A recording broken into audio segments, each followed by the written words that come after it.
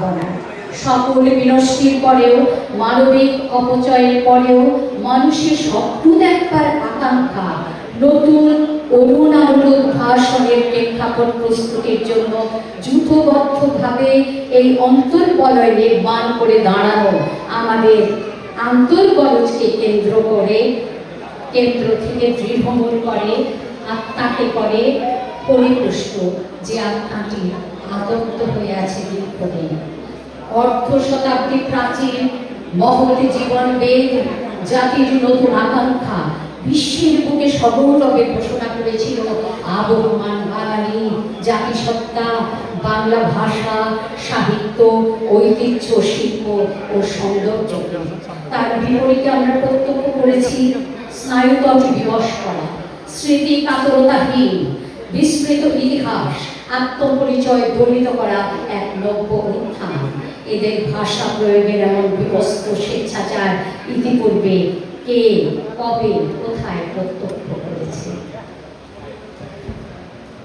পরিবর্তমান পৃথিবীর এক গভীর হা মুখে দাঁড়িয়ে রয়েছে বাংলার জনগোষ্ঠী। হয়তো অন্তরের সৌন্দর্যে ফাটল ধরেছিল বহু আগে, উপেক্ষা আর নির্লিপ্তি দিয়ে কেটেছে বহুকাল। এখন বাঙালির চিত্ত পরস্পর থেকে বিচ্ছিন্ন, নিঃসঙ্গ হয়ে যাচ্ছে। প্রবল এক ডিনায়েল বা অস্বীকৃতি এসে দাঁড়িয়েছে বিভৎস ভয়ঙ্করের বেশি। সভ্যতার সাহিত্যের ইতিহাসে নিশ্চিতভাবে এর পরিদৃশ্যে থাকে নতুন এক নিশানা, ঘুরে দাঁড়াবার প্রত্যয়, সৃজনের স্পেস, নব উদ্যম আর মানুষের বিজয়। অতল অন্ধকার সমুদ্রের কিনারায় দাঁড়িয়ে স্বপ্নদ্রষ্টা কবি নতুন দার্শনিক শক্তি স্ফীত সাহিত্যিকের প্রত্যাশায় সকলে উন্মুখ হয়ে আছে। শেষ পর্যন্ত সৃজনশীল মানুষের অন্তিম ভরসা স্থল।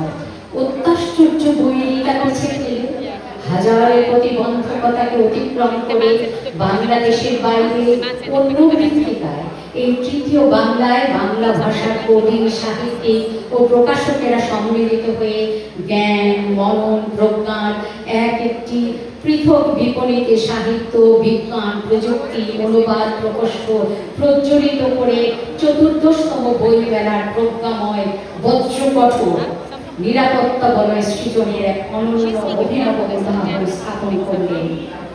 আমরা লক্ষ্য করেছি পৃথিবীর অন্য দু একটি দেশেও বাংলা ভাষার সাহিত্যিক ও প্রকাশকেরা মিলে এই সময়ে একই রকম কর্মযজ্ঞ আয়োজন করে সম্পন্ন করছেন।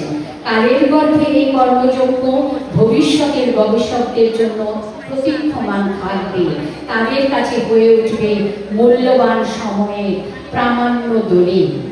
রবীন্দ্রনাথ ঠাকুর দ্বিতীয় বিশ্বযুদ্ধের প্রাক্কালে মৃত্যুর প্রায় 3 মাস পূর্বে তার 80 বছর বয়সে 14 এপ্রিল 1941 খ্রিস্টাব্দ সভ্যতার সংকট লিখেছিলেন। তার শেষাংশটুকু বলে আমি আমার আজকের বক্তব্য শেষ করব। আজ আশা করে আছি পরিত্রাণকর্তার জন্মদিন আসছে আমাদের এই দারিদ্র লাঞ্ছিত কুটিরের মধ্যে।